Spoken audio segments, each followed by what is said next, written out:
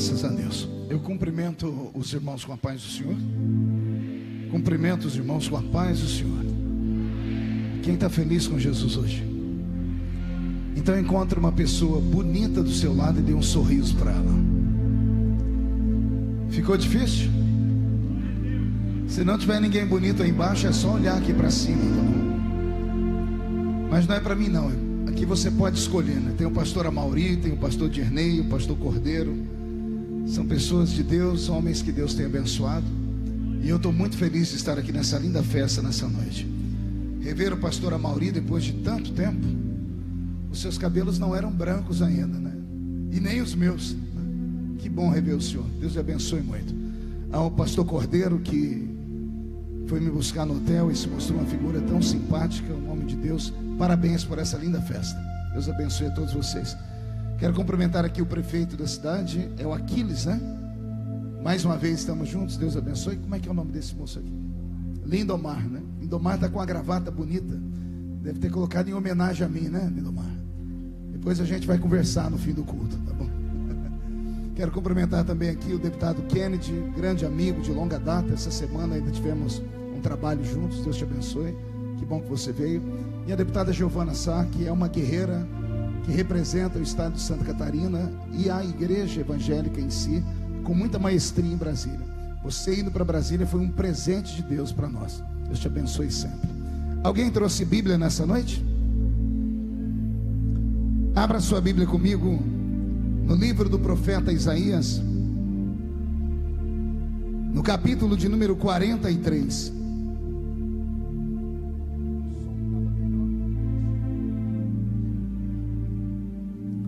Livro do profeta Isaías, capítulo de número 43. Deus está aqui. Veio algum pentecostal para essa festa?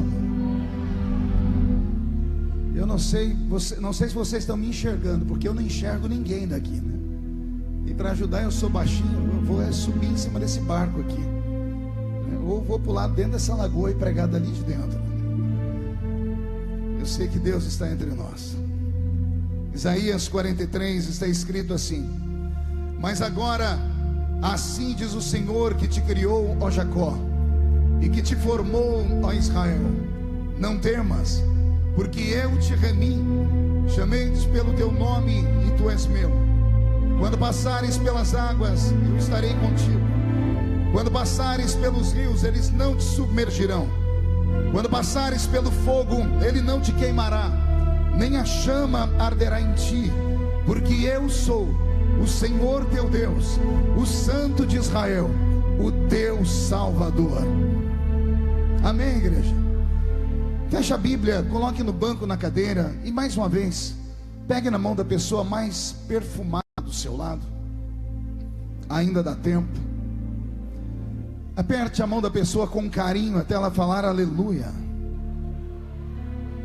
Pentecostal que não faz barulho está com defeito de fabricação, não é?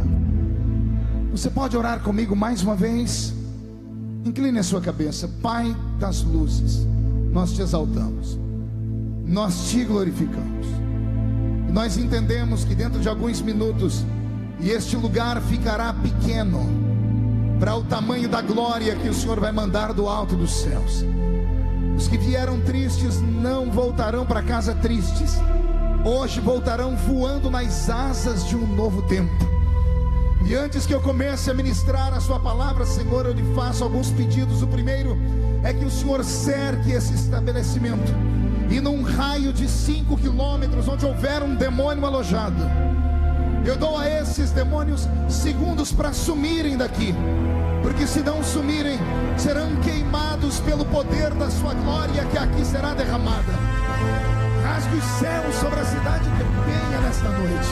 Manda anjos de fogo descerem aqui na festa dos pescadores. Que estes anjos desçam trazendo brasas de fogo nas mãos. Comecem a esparramar essas brasas entre nós. E onde houver um crente cheio do Espírito Santo, pega ele nesta noite, Jesus, e mostra o caminho da verdadeira e poderosa adoração. Fala conosco, fica conosco. É o que eu te peço agora e sempre. E toda a igreja diz: os que podem, tomem o seu assento, dando um grito de glória a Deus bem alto, porque Jesus é merecedor de toda esta adoração. Querida igreja, noiva do Cordeiro, simpatizantes da nossa fé, amigos que vieram de perto, que vieram de longe, povo de Deus que está aqui dentro e os que estão aí fora assistindo pelos telões, o Senhor nos trouxe nessa noite para falar ao nosso coração de maneira sublime. A mensagem que Deus plantou no meu coração nesta noite é uma das mensagens mais lindas que o Senhor já me deu enquanto pregador da sua palavra. E olhe que eu tenho experiência pregando. Eu prego desde os 13 anos de idade. A bem da verdade que não pregava com 13 anos, com a experiência, com a graça, com o conhecimento que tenho hoje, no alto dos meus 44 anos. São 31 anos agarrado à minha mão a um microfone como esse, às vezes a um microfone ligado em um cabo, ligado em uma caixa de som, a caixa de som às vezes ligada em uma bateria de carro por ausência de energia elétrica, às vezes pregando com um megafone na mão e muitas vezes pregando com a garganta seca.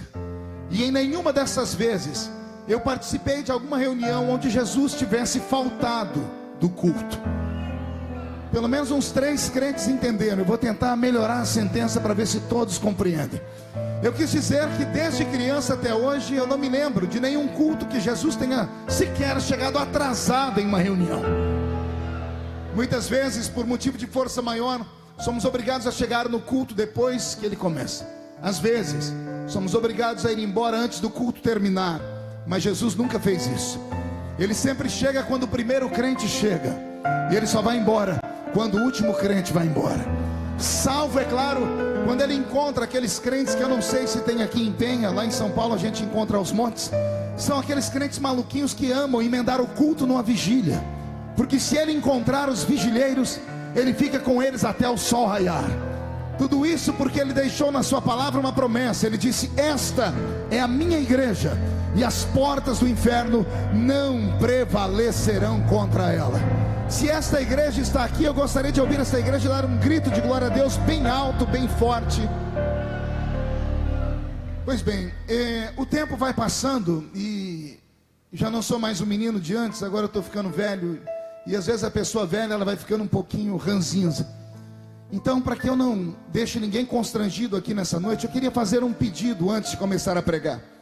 Os irmãos que estão em pé, que estão caminhando no meio desse estabelecimento, carregando cadeiras ou não, se puderem encontrar um lugar para se assentar, eu vou agradecer muito. E vou pedir para que os diáconos não mais se locomovam dentro desse lugar. Você só ande aqui dentro se você tiver com uma diarreia daquelas bravas, daquelas que nem Moseque resolva. Aí você tem liberdade para caminhar, para passear e correr para um banheiro. Fora isso, eu queria lhe fazer um pedido: não caminhe mais no meio desse ambiente. Isso aqui pode não parecer, mas é uma igreja nessa noite. E eu tenho certeza que os que vieram para cá vieram em busca de algo divino. E esse algo divino só vai descer se a igreja toda estiver ligada no mesmo espírito em que o pregador está. Posso ouvir um grito de glória a Deus por isso ou não? Certo, eu só vou esperar o irmão aqui na frente arrastando 3 cadeiras ali. Eu acho que ele vai colocar para as pessoas sentarem. E assim que essas pessoas sentarem, eu vou começar a pregar. Isso, tem o irmão ali também mexendo nas cadeiras. Isso eu agradeço. Assim que eles pararem de se mover, eu vou começar a pregar. Muito obrigado. Ninguém mais ande aqui dentro. Ninguém mais. Inclusive essas crianças que estão andando no meio desse ginásio. Ô pastor, é tão bonitinho ver meu filho caminhar no meio do povo. Só a senhora acha, mãe. Mais ninguém acha. Tente fazer isso na presença de um juiz de direito. Tente fazer isso na presença de autoridades constituídas em outro ambiente. Nós não podemos perder para esses ambientes públicos. Nós somos um povo sagrado e consagrado a Deus. A igreja compreendeu o meu pedido nessa noite? Pregar não é difícil. Ainda ontem eu pregava em um evento. Nós tínhamos pelo menos umas 30 mil pessoas em Goiânia, e eu falava sobre isso. Eu dizia que pregar não é difícil. Basta ter uma boa memória, uma retórica impecável, e é claro, depende de uma graça divina. Mas mais difícil do que pregar é colocar o povo em atitude de adorar a Deus, é conseguir cativar a mente do povo e fazê-los entender que eles não estão em um teatro, que não estão em um cinema, que não estão em uma praça pública. Eles estão neste momento na presença do Deus de Israel. E antes de começarem a pregar aqui, permita-me dar aqui um ensinamento. Entrar na igreja não é difícil, todo mundo entra na igreja, principalmente se a porta da igreja estiver aberta. Aliás, a dia desses eu participei de um culto que até um cachorro assistiu o culto. Ele viu a porta aberta e entrou dentro da igreja. Entrar na igreja, qualquer um entra. Eu quero ver entrar dentro do culto. Não entendeu? Vou desenhar. Entrar na igreja, qualquer um entra. Você vem, carrega esse corpo pesado, joga o seu corpo pesado na cadeira, estica um braço para a esquerda, outro braço para a direita, coloca essa desgraça desse chiclete na boca, pega o celular e fica mandando mensagem ou tirando foto. Isso é fácil. Agora eu quero ver entrar no culto. Entrar no culto não é para qualquer um. Entrar no culto é só para quem sabe que esse lugar, nessa noite, é a casa de Deus, é a porta dos céus. E o Senhor deu-nos uma palavra: ao entrar na minha presença, guarde os seus pés, porque este lugar é uma terra santa. E só quem entendeu o que eu disse não deu um grito de glória a Deus, deu um berro de glória a Deus, para a cidade inteira saber que estamos aqui. Amém? Mais um pedido antes que eu comece a pregar. Levante a mão direita para o céu comigo. E aqui eu percebo aqueles que vieram para me ouvir pregar ou não. Chacoalhe a sua mão, por favor. Coloque essa mão no ombro de quem está do seu lado. Peça licença para a pessoa, e se ela achar ruim, pode jogar a culpa em mim. Diga: olha, o médico falou para não contrariar o pastor Marco. Agarrou a pessoa pelo ombro, chacoalhe a pessoa até ela ficar irritada, por gentileza. Isso. Amarrote a roupa dela, chacoalhe ela, chacoalhe com vontade. Eu não vou olhar aqui para trás, porque caso algum pastor não estiver fazendo, vou me sentir constrangido, mas acredito que todos estão obedecendo. Chacoalhou a pessoa, agora diga assim para ela: Deus te trouxe aqui. Não é para conversar, é para gritar. Diga: Deus te trouxe aqui para isso. Sacode a pessoa com força, tira ela do lugar com força. Diga: para isso Deus te trouxe aqui. Diga: Deus te trouxe aqui para sacudir a sua vida nessa noite, para sacudir a sua fé, para sacudir o seu ministério, para sacudir a sua história. E se tem algum pentecostal que se preza, não me deixe sozinho. Dê mais um grito de glória a Deus, para adorarmos aquele que fez os céus e a terra. Oh, aleluia. Eu acho que agora nós estamos nos entendendo. Querida igreja, há muito tempo eu não tinha uma experiência como a que eu tive hoje aqui nesse altar. Por isso eu tenho liberdade para fazer o que estou fazendo, e tenho certeza que estou debaixo da autoridade divina. Eu entrei aqui dentro com uma palavra que o Senhor plantou no meu coração no hotel nesta tarde, enquanto eu orava. E o Senhor disse: vou fazer algo lindo através desta palavra. Todavia, quando eu vi esse lindo jogral aqui, vi esta arca subir aqui, me deu uma vontade tão imensa de dar um ensinamento sobre aquele utensílio, de falar como ele foi fabricado, de tentar entender como é que homens, 6 no máximo, conseguiam carregar aquela arca. Há quem diga que eram 8, outros dizem 4. Eu quero ficar com o número maior de 8 para carregar aquela arca, porque embora ela fosse feita de madeira e pintada de ouro, aquela tampa por cima dela era de ouro maciço, e não tem um metal tão pesado quanto o ouro. A tampa daquela arca pesava em torno de quase meia tonelada. E eu queria saber onde é que 4 homens arrumavam força para carregar aquele utensílio ali. Então meu coração foi tomado por uma emoção, e eu comecei a procurar aqui na Bíblia o respaldo para pregar. E quando eu estava terminando de pegar o texto, fechei os olhos e disse: Senhor, vou pregar sobre a arca. Deus tomou uma serva dele que veio saltitando por aqui. Eu não sei se você viu. Tem crentes que não acreditam mais nisso. Tem crentes que começam a rir. Tem uns que até dizem: por que é que não impediram ela de subir ali em cima? Não, essa serpa, ela veio nas asas do vento.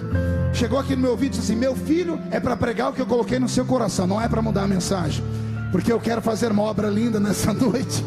Eu tenho pessoas que precisam ouvir o que você vai pregar aqui. Então Deus ainda fala. Eu não estou num ambiente comum. Se você não gosta desse tipo de palavra revelada, se você não gosta de Pentecoste, se você não gosta de barulho, pelo horário dá tempo de você ir para casa ainda. Você ainda dá tempo de chegar em casa e assistir o Corujão. Se ficar comigo nessa noite, você não vai ver coruja aqui dentro, mas você corre o risco de ver a pombinha do Espírito Santo sobrevoar esta festa, e o Senhor trazer o Pentecoste sobre nós. Eu ainda faço mais um pedido antes de pregar. Se houver mulheres do círculo de oração aqui, eu invoco em nome de Jesus e conclamo essas senhoras para começarem a falar com Deus, para que Ele possa me dar inspiração para trazer esta mensagem, porque eu só vou largar esse microfone a hora que eu entregar tudo que Deus me mandou falar. Não sei se termino às 11, se termino à 1 da manhã. Aqueles que ficarem vão receber, os que não quiserem, a porta da rua é serventia da casa. Mas se ficar, me ajude a fazer o culto, me ajude a adorar a Deus. Os pentecostais, pergunto de novo, vieram para esta festa? Então dê mais um grito de glória para empolgar o coração do pregador. Graças a Deus. Abrir a Bíblia Sagrada no livro do profeta Isaías é uma aventura. É uma aventura porque Isaías é o maior de todos os profetas do Velho Testamento, em volume de profecias. O seu livro tem 66 capítulos. E há alguém que diga que o livro de Isaías é muito parecido com a Bíblia protestante. Na verdade, há quem diga que o livro de Isaías é uma mini Bíblia. E se você me perguntar o porquê, já lhe digo. A Bíblia protestante, a minha Bíblia e a sua, ela tem 66 livros. Assim o livro de Isaías tem 66 capítulos. Até aí tudo bem, mas a diferença ou a semelhança está dentro do conteúdo. A Bíblia Sagrada, minha e sua, é dividida entre Velho e Novo Testamento. O Velho Testamento tem 39 livros e o Novo Testamento tem 27 livros. O livro de Isaías também pode ser dividido em 2 tempos. Do primeiro capítulo ao capítulo 39 eu tenho uma mensagem divina. Do capítulo 40 até o capítulo 66 eu tenho uma mensagem completamente aversa da primeira parte do livro. O primeiro livro da Bíblia Sagrada, ou melhor, o Velho Testamento, a primeira parte da Bíblia Sagrada, foi escrito para Israel. O Israel que está lá no Oriente Médio. Toda a história do Velho Testamento compreende o tempo da existência do povo eleito pelo Senhor, que vieram da raiz de Arão, que tudo se inicia lá em Ur dos Caldeus, com o descendente de Terá, e vem até a formação do reinado de Israel, e com os descendentes de Jacó. Os primeiros 39 livros da Bíblia, o Velho Testamento, falam de Israel. Todavia, quando atravessamos o livro de Malaquias e entramos pelo livro de Mateus, encontramos uma nova mensagem. Os outros 27 livros do Novo Testamento não foram escritos para aquele Israel que está no Oriente Médio, mas o apóstolo Paulo, ele sabe e conhece para quem é que os livros foram escritos, e ele coloca um apelido nesse povo. Se o Velho Testamento, diz ele, foi escrito para Israel, o Novo Testamento foi escrito para um tal Novo Israel. E o Novo Israel é apenas um apelido para esta igreja linda que está aqui me ouvindo pregar a palavra nesta noite. Ora, assim também no livro do profeta Isaías, os primeiros 39 capítulos do livro da angústia. Se você já estudou como eu estudei, com apuração, você deve ter temido e tremido como eu tremi. Os primeiros 39 capítulos do livro de Isaías são cheios de ais, são cheios de uis. Parece que Deus tem em uma mão um chicote e na outra mão tem ele um cajado, e ele está irado. Ele está olhando para a nação de Israel, está tentando resgatar o coração deles, e ele está furioso, ao ponto de Deus mandar um recado para a nação assim: eu tenho um povo que tem olhos e não vê.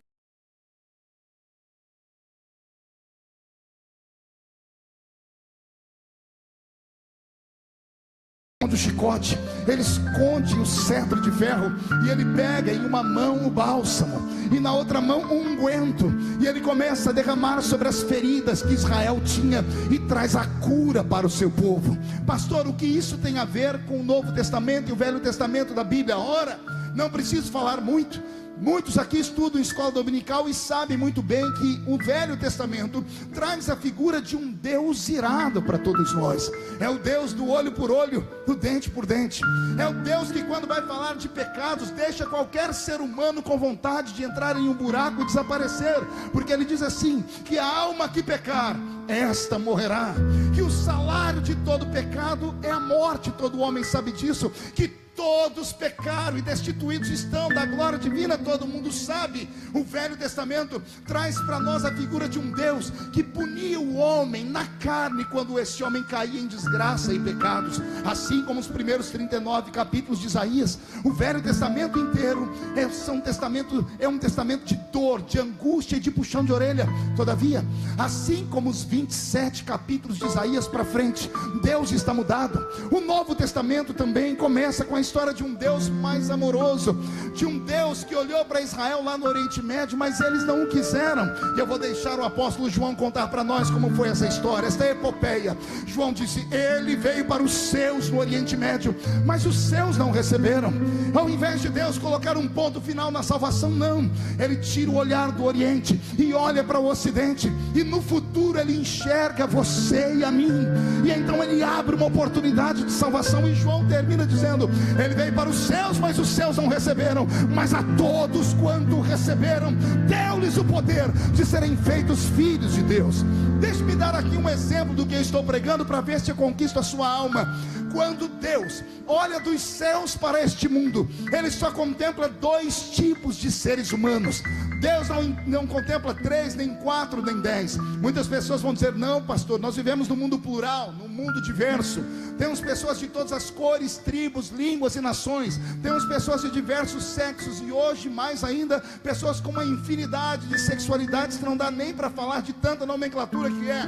Isto na visão do homem. Mas o meu Deus, quando olha do céu para a terra, ele só contempla dois tipos de pessoas aqui. Ele vê aqueles que são filhos, e ele vê aqueles que são criaturas dele. Vou repetir: não existe um terceiro grupo aos olhos de Deus. Quando andamos pelas ruas, esbarramos nas criaturas, e as criaturas esbarram nos filhos. Eu quero crer que nessa noite eu estou pregando só para os filhos de Deus que aqui estão. Pastor, como é que eu sei que eu sou filho? Se o seu nome estiver escrito no livro da vida, se você estiver sentindo a presença dele aqui agora, se enquanto eu prego os seus olhos têm desejo de marejar, e a sua boca tem vontade de adorar o nome dele, e o seu corpo reverbera a presença dele, é sinal de que você é um filho, como eu sou filho daquele que criou os céus e a terra. Todavia, se você está aqui no nosso meio, se diz ser filho dele, mas não sente a presença dele, é hora de começar a rever os seus conceitos e os seus valores.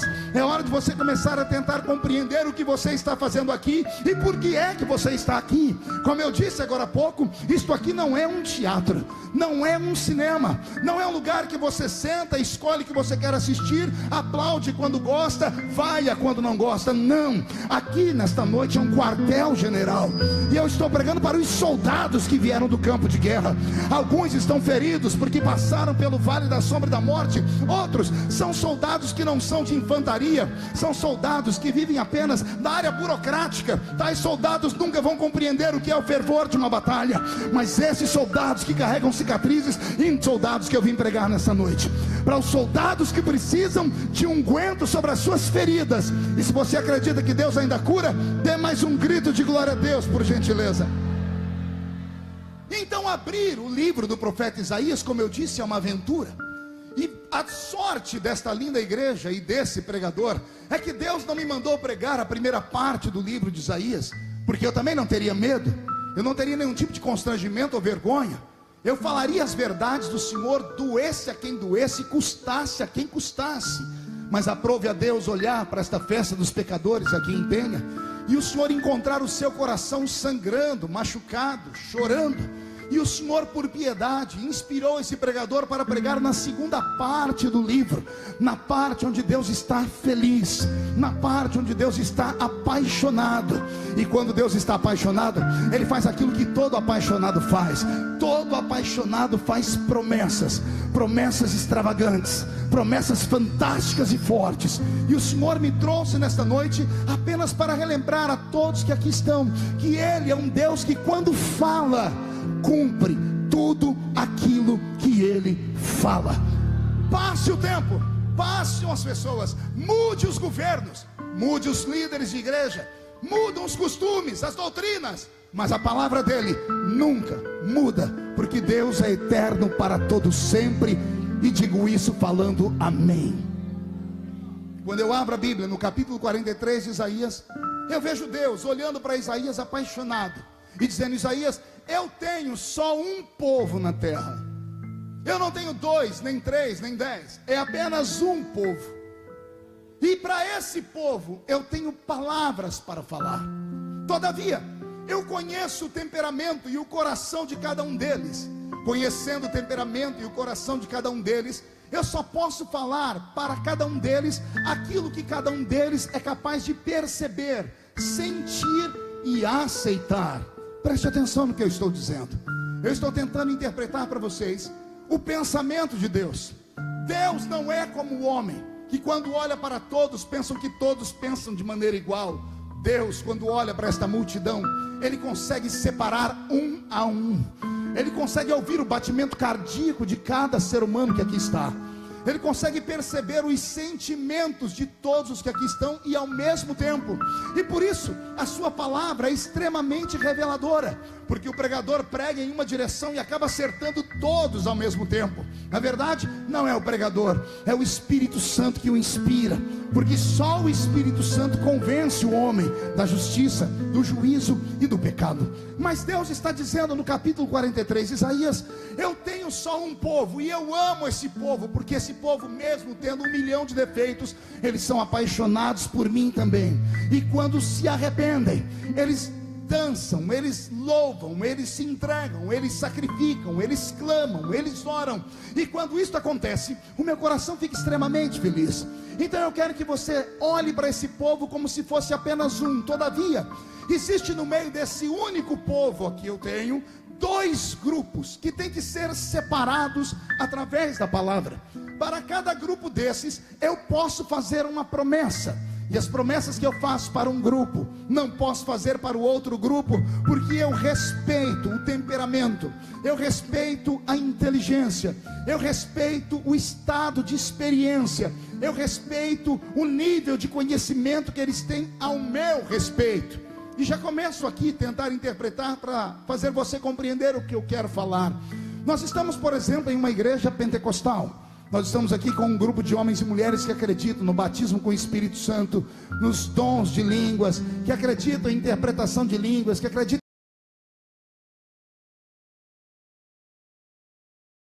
em profecia. Sim ou não? Quem aqui acredita nessas coisas?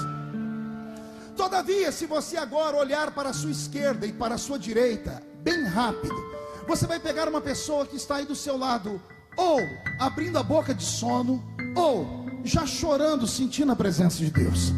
Você vai perceber que existem no nosso meio vários grupos. Nós temos aqui grupos que, pelo amor de Deus, já olharam para o relógio 20 vezes, porque o demônio das 9 horas já catou eles umas 4 vezes.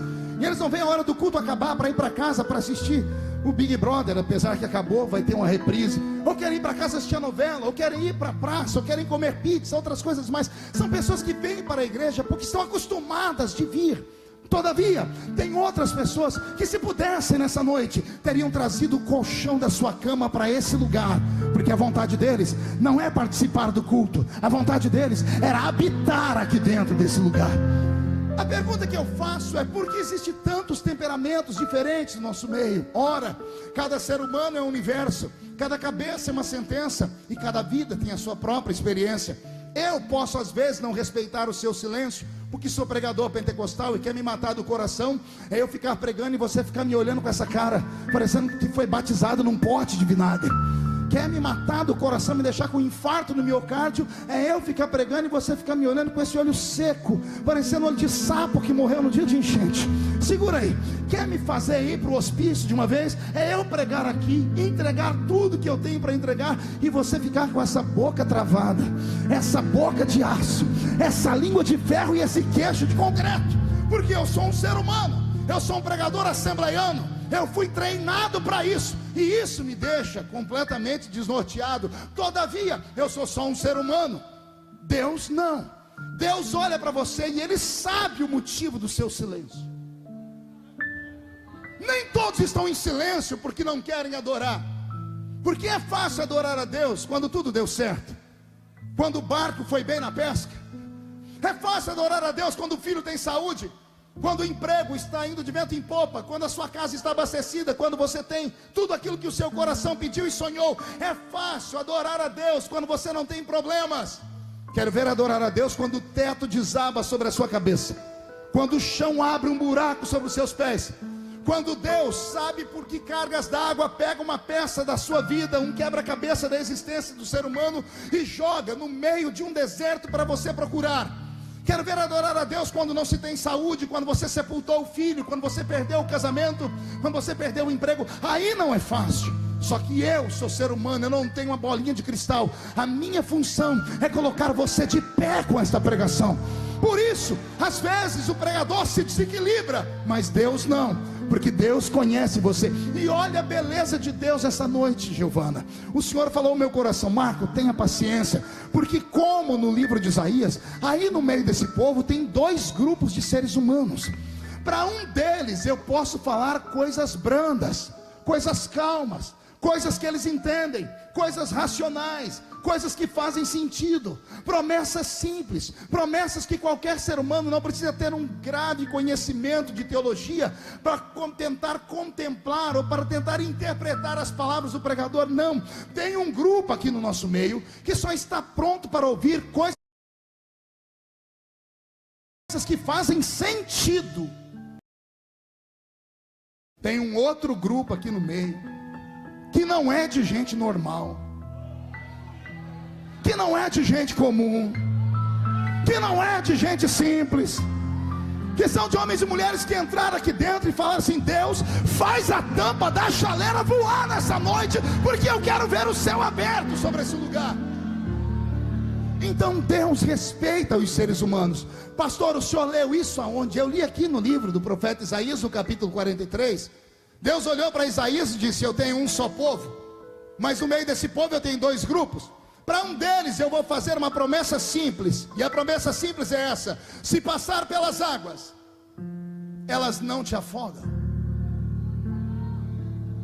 É uma promessa comum, e já já eu explico por quê. Mas Deus não para por aí. O Senhor diz assim: Isaías, mas tem um outro grupo no meio desse povo que não são normais, e para esses eu posso fazer uma promessa um pouco mais pesada. E a promessa para esses é essa: se passar pelo fogo, a chama não vai queimá-los. Meu corpo está inteiro arrepiado nesse lugar. Olha o que eu ouço pela boca e pela vontade de Deus. Deus está dizendo: Isaías, o meu povo será dividido em dois grupos. Para um deles eu vou falar assim: se passar pelas águas, elas não te afogam. Para o outro grupo eu vou dizer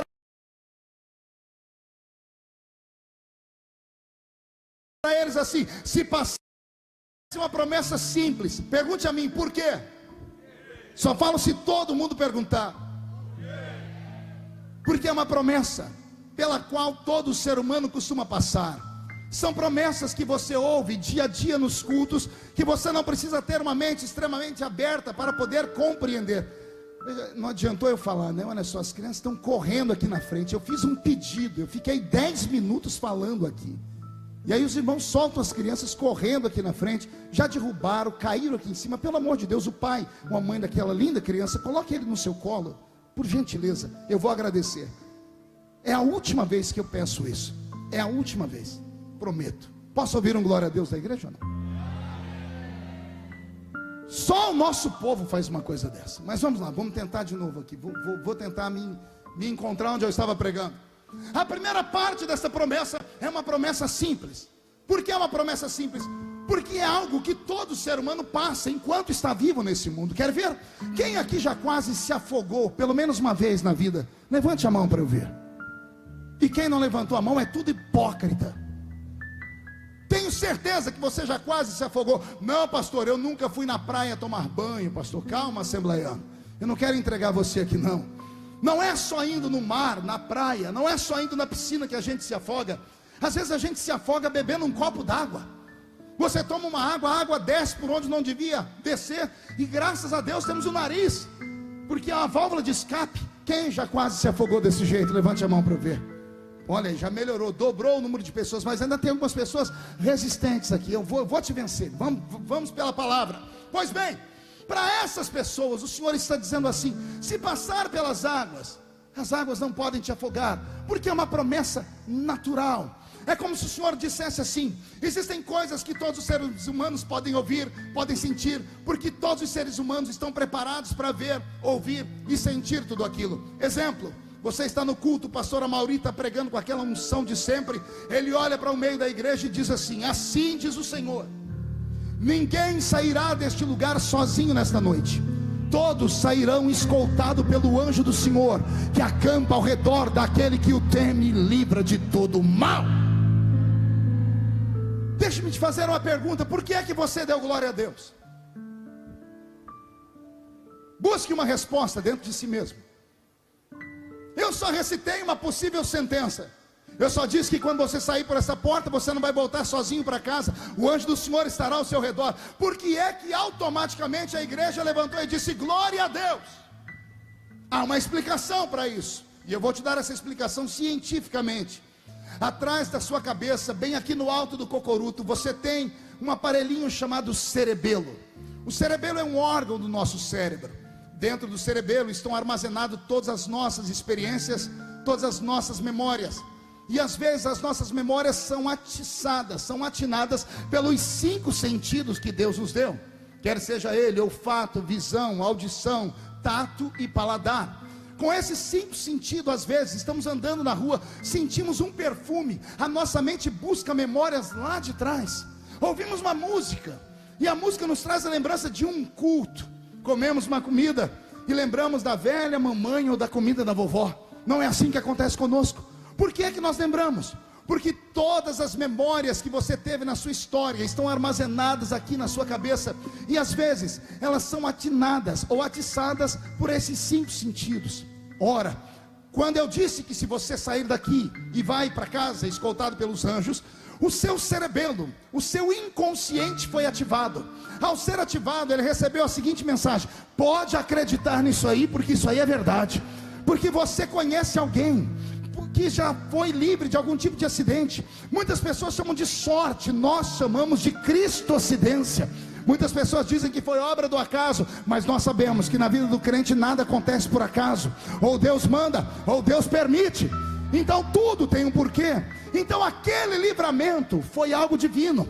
Quando eu disse, se você sair daqui escoltado pelos anjos, você sairá abraçado por Deus, a sua alma ficou feliz, porque o seu inconsciente gritou com o seu espírito dizendo, acredite nisso, porque é uma promessa que já aconteceu na vida dos outros. Se aconteceu na vida dos outros, acontecerá na sua também. Amém por essa palavra? Mas preste atenção. Imagine você estando no culto, outro pastor pregando, e ele libera a seguinte palavra: crê no Senhor Jesus e será salvo este ano, tu e a tua casa. Olha o grito de glória a Deus de novo. Por que é que você deu glória a Deus? Porque mais uma vez o seu inconsciente foi ativado pela palavra, e mesmo você não entendendo, a sua cabeça fez assim. Ou você disse glória a Deus, ou levantou a sua mão, o seu corpo reagiu, porque o seu inconsciente foi atinado. E ele foi atinado porque nas suas memórias ele te faz lembrar que Jesus salvou o filho daquela irmã, o marido daquela irmã, e se ele salvou aqueles, vai salvar a sua família também. E por isso você deu gritos de glória a Deus. Isso tudo é baseado em fatos de promessas simples. Diga comigo, promessas simples. É preciso que você diga 1, 2, 3.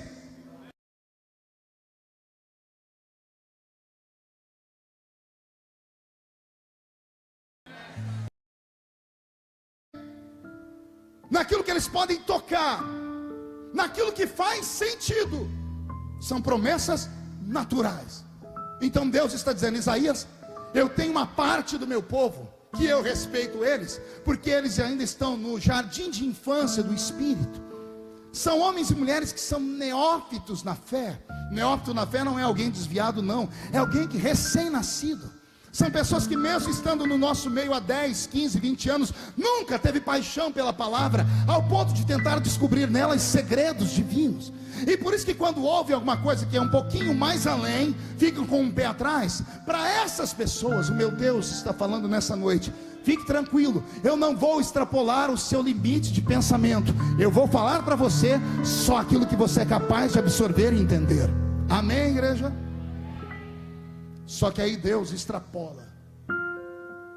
Aí, Cordeiro, ele diz assim, Isaías, mas tem uma outra parte de gente aí no meio do meu povo, que esses estão preparados para ouvir coisas que os olhos não viram, que os ouvidos não ouviram, que não subiu ao coração do homem, que são coisas que Deus tem reservado só para aqueles que são apaixonados por Ele. Aí vem Deus e grita: se passares pelo fogo, a chama não arderá em ti. Você viu que os gritos de glória a Deus cessaram. Era natural. Pergunte por quê. O seu cerebelo foi ativado. Ao ser ativado, ele buscou memórias de experiências desse tipo, de alguém passando pelo fogo e não sendo queimado, e ele não encontrou. Porque na história universal só existe 3 moços que passaram pelo meio do fogo e não foram queimados. Deus não está dizendo se passar por baixo do fogo, se passar por cima, pelo lado esquerdo ou direito. Deus não está dizendo eu vou te livrar do fogo. Não, Ele está dizendo eu vou te livrar no fogo.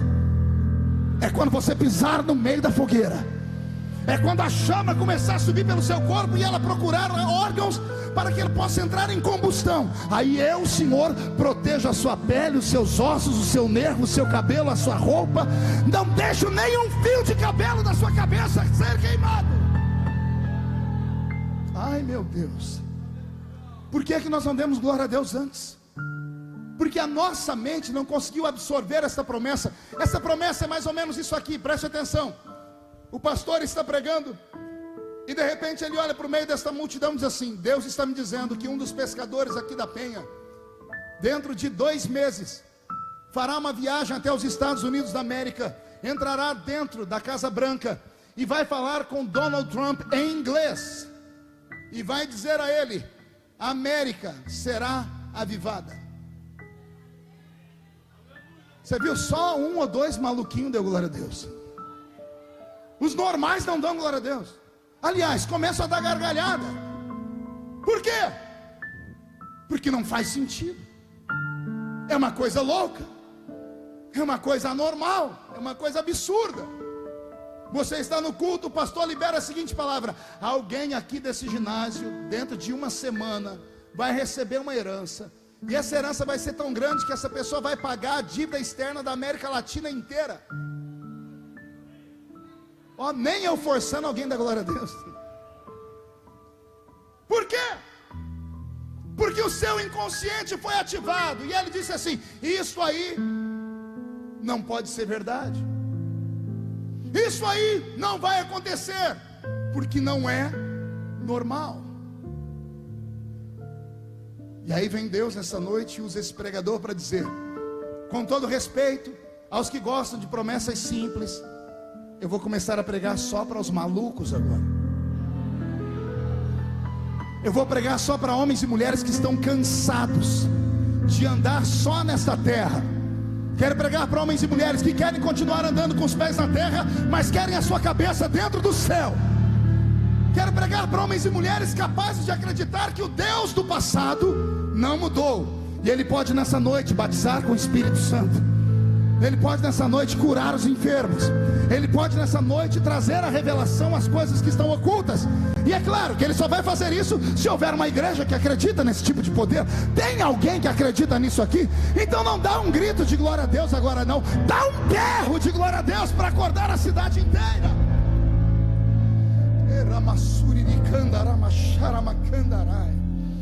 Eu estava pregando há alguns dias atrás lá em Belo Horizonte, na igreja Batista da Lagoinha, da família Valadão. Uma igreja linda, 9.000 pessoas sentadas dentro dela. Me lembro que no final do culto eu estava lá fora com a minha mesa de apoio, e de repente chegou um mineiro bem matuto perto de mim, mas matuto mesmo, grosso. Ele chegou perto de mim com aquele jeito mineiro de ser.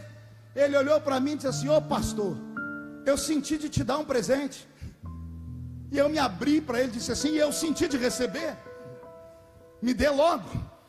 Ele pegou uma sacolinha de plástico que estava na mão dele. Ele abriu a sacolinha, enfiou a mão lá dentro e tirou uma caixa de paçoquinha embrulhada.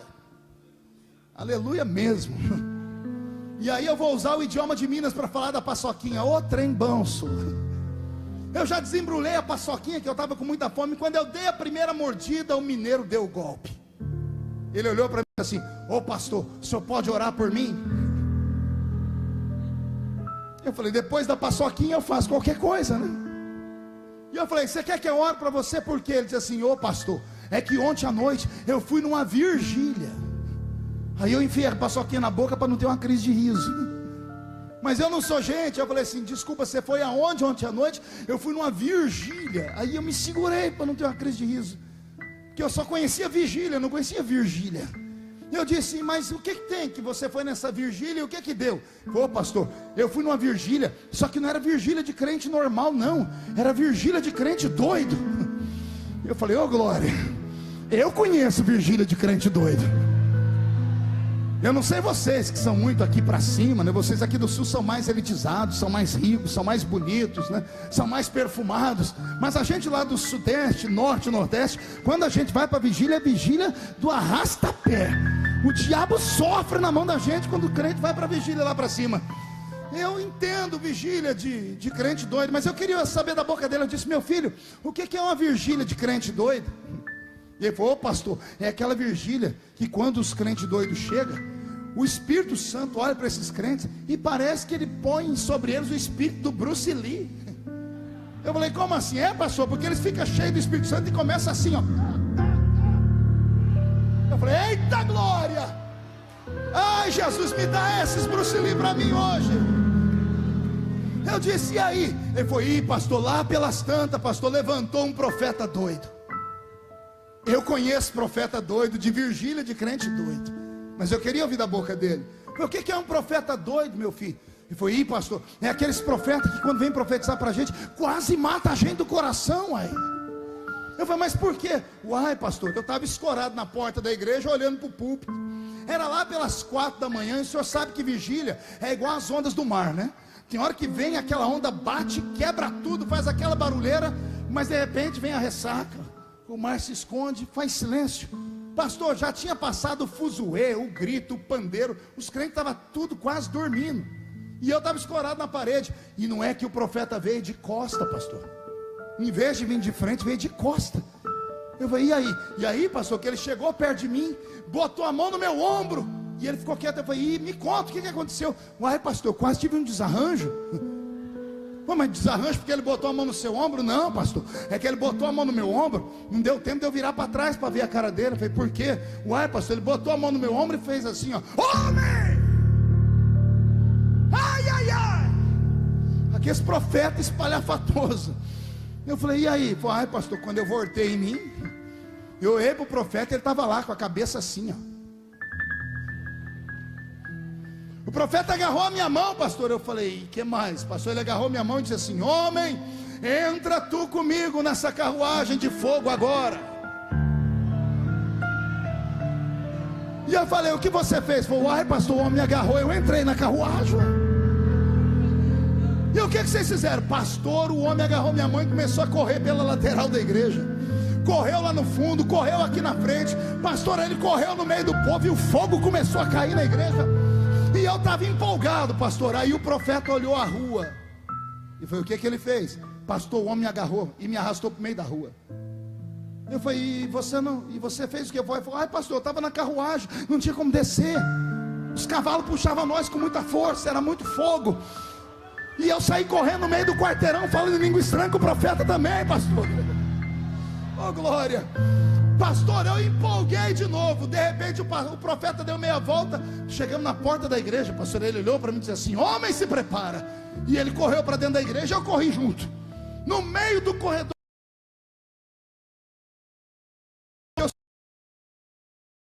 em mim, eu olhei para trás para ver o profeta. Estava o profeta com a mão na cintura, o outro dedo assim e fazendo assim com a cabeça. E eu falei, e o que ele falou? Ele disse assim, homem, olha o que eu faço. Eu te tomo pela mão direita, eu te tiro daqui e eu te levo para ali, te levo para lá, te levo para cá, te dou uma volta pelo ministério e te levo ao redor do mundo. E te trago de volta. Agora olha à sua frente e contempla a rampa do Palácio do Planalto, porque vou eu te fazer sozinho subir. e ficar ao lado dos príncipes e dos reis da terra, porque quando faço, ninguém me impede, diz o Senhor. Eu também dei glória a Deus como vocês estão dando, mas eu olhei para a cara do mineiro, ele teve uma crise de riso, que a barriga dele balançava. Eu deixei ele rindo, enfiei a mão no meu paletó e peguei um cartão de visita, anotei o número do meu celular e estiquei para ele. Quando ele catou o cartão, ele parou de rir e falou: ô pastor, o que é isso? Eu disse: é o número do meu celular particular. E ele: nossa, eu vou ter seu número. Eu disse: vai. Aí ele falou assim: para quê, pastor? E eu disse para ele: para quando você subir a rampa do palácio, lembra de mim quando entrar no seu reino. Lembra de mim quando você estiver entre os homens e mulheres importantes desse mundo. E eu esperava que ele desse um glória a Deus como vocês deram, mas ele não fez isso. Ele abaixou a cabeça dele. Quando ele levantou a cabeça, pastora Teri, os olhos dele estavam cheios de lágrimas. E ele disse assim para mim: pastor, o senhor acredita nisso? E eu falei: no quê? O senhor acredita que eu um dia vou viajar o mundo todo? E eu falei: por que não deveria acreditar? E ele falou: pastor, eu não sei ler, eu não sei escrever. O senhor viu esse doce que eu te dei? Eu vendo doce nas esquinas de Belo Horizonte, para levar comida e sustento para minha casa. A porta da frente da minha casa, pastor, é escorada com uma cadeira, porque não tem tranca nem fechadura, porque eu moro numa comunidade muito pobre, uma favela. O senhor acha que eu, um favelado, analfabeto, um dia vou poder subir a rampa do Palácio do Planalto, pastor? Quando ele me falou isso, olhe para mim, preste atenção. Quando ele me disse isso, eu estava tão cansado. Final de culto a gente está cansado, a minha fé não estava ativa, e eu imaginei o que ele falou com o meu intelecto, e a equação que eu fiz me fez perder o fervor. Eu disse: faz sentido. Como é que Deus vai levar esse homem analfabeto, que mora numa favela, ao redor do mundo, e um dia ainda subir a rampa do Palácio do Planalto? Quando eu fui concordar com ele, fazer assim com a minha cabeça, porque o meu cerebelo foi ativado, eu tomei um choque de Deus. E o que eu falo agora é só para quem é espiritual, só espiritual entende. Aquele homem sumiu da minha frente, Giovana, ele desapareceu. Eu não estava mais em Minas Gerais, eu estava num lugar, pastor, que eu não sei explicar se era claro ou se era escuro. Eu estava sozinho no ermo, e de repente na minha frente começou uma construção do chão a subir. Já viu aqueles filmes onde mostram um prédio sendo construído bem rápido? Eu vi um prédio começar do alicerce dele, mas ele foi construindo muito rápido. E eu fui olhando. Quando eu olhei para ele bem alto, vi lá em cima uma placa reluzente escrito Hilton Hotel. Eu olhei bem no alto e vi um homem de terno e gravata lá no 8º ou 9º andar, pela janela olhando para baixo. De repente eu fui transportado, e quando eu me vi, eu estava atrás desse homem lá no alto do prédio, e eu via tudo que o homem via, e eu vi a cidade de Londres inteira. Eu olhei à direita do hotel e eu vi o estádio de Wembley. Eu conhecia a geografia daquele espaço. E quando eu fui perguntar a Deus o que é isso, o Senhor disse para mim: se lembra? E não deu tempo de responder, porque o prédio se desconstruiu. Eu fui caindo e fiquei em pé em um ambiente. Aquele homem veio caindo também, só que ele foi se transfigurando. De homem ele foi ficando uma estatura menor, e ele virou uma adolescente. Só que agora ele não tem terno e gravata, agora ele tem uma roupa de boia fria. Ele tem nas costas dele uma sacola com um facão de cortar cana, e na mão uma marmita de roça. Ele está subindo a boleia de um caminhão de pau de arara. E uma voz falou comigo: se lembra disso? Eu não consegui responder, porque eu não vi o rosto do rapaz. O caminhão se desconfigurou na minha frente, e o adolescente virou uma criança. E eu vi ele de costas, e ele tinha nas costas agora uma caixa de engraxar sapato. E uma voz falou comigo: se lembra? E o engraxate ficou de frente. E quando eu olhei o engraxate, eu comecei a chorar, porque era eu. O Senhor Deus começou a me fazer lembrar de onde Ele me tirou. O Senhor começou a falar para mim: se eu te tirei de uma caixa de engraxar sapato, se eu tirei você da boleia de um caminhão de boia fria, quando você cortava cana, quando você apanhava laranja, algodão e café, se eu te fiz rodear o mundo pregando, por que é que eu não posso fazer na vida dele também?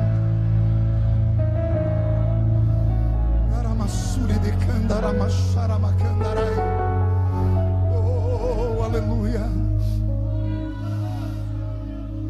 Eu tive uma crise de choro. A visão voltou ao normal e estava.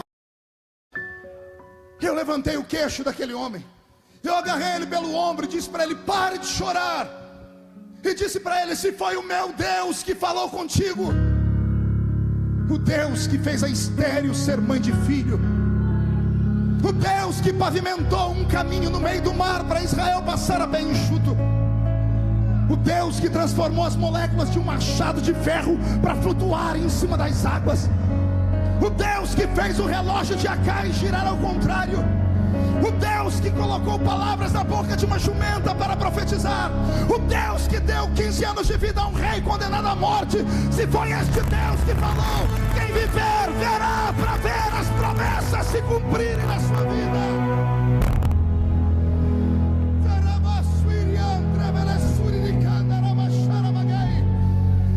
Oh, aleluia. O Senhor falou comigo no hotel: vou arrastar para esta festa homens e mulheres que há muito tempo não choram, não se alegram, porque são vítimas do tempo. Vítimas do tempo. Salomão disse assim: a esperança demorada, ela enfraquece o coração. Quando você entrar em um culto de igreja pentecostal, acostumada com glórias a Deus e aleluias, e perceber um silêncio sepulcral, entenda que ali dentro estão homens e mulheres que deveriam estar vivendo, mas não vivem, estão em estado de coma. Pregar para vivos é uma coisa, pregar para pessoas que estão meio vivo e meio morta é outra. Entenda que uma pessoa que está em coma, ela não está morta. Aliás, ela não é cega, mas mesmo de olhos abertos ela não enxerga nada. Ela não é muda, mas por estar em um estado de coma, a sua boca não reage. Ela não é paralítica, mas as suas pernas não se movem. Ela não teve um derrame, mas os seus braços não funcionam. O meu velho pai ficou em coma 4 dias. E eu me lembro quando cheguei no último dia do seu estágio de coma, entrei no quarto, os olhos dele não paravam de se mover, iam de um lado para o outro abertos. Doutor Mário estava cuidando do meu pai. Eu disse: doutor, os olhos do meu pai estão se mexendo. Ele disse: não, é só uma reação psicossomática do cérebro. O olho está aberto, mas ele não enxerga. O braço não se movimenta, as pernas não se movimentam e a boca não fala. Eu disse: então quer dizer que eu perdi o meu pai? O doutor disse: não, tem uma coisa que sobra para aquele que está em coma. Eu disse: o que? Ele ouve.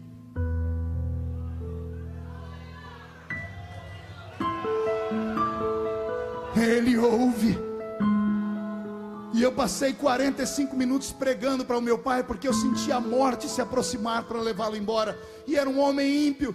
45 minutos depois, vencido pelo cansaço, suado, sentei e disse: Deus, como é que eu vou saber se ele te aceitou ou não? O Senhor disse: olhe para ele. E eu olhei, no canto do olho do meu pai escorreu uma lágrima. O Senhor disse: ele já está comigo. Nesta noite, acredite você ou não, você está sentado perto de um grupo de homens e mulheres que há muitos anos perderam a vida, estão no automático, vão para a igreja porque não tem um lugar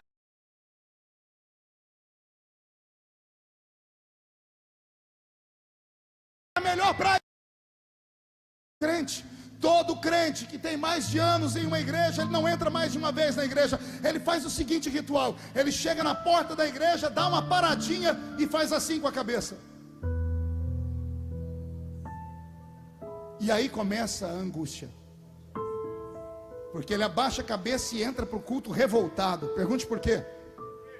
Ele já sabe quem vai pregar. Mas tem coisa pior do que isso.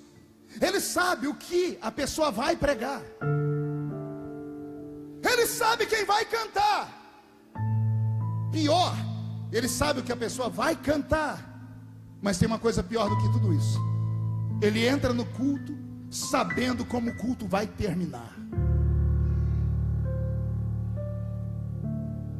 Nossos cultos não podem entrar num ritmo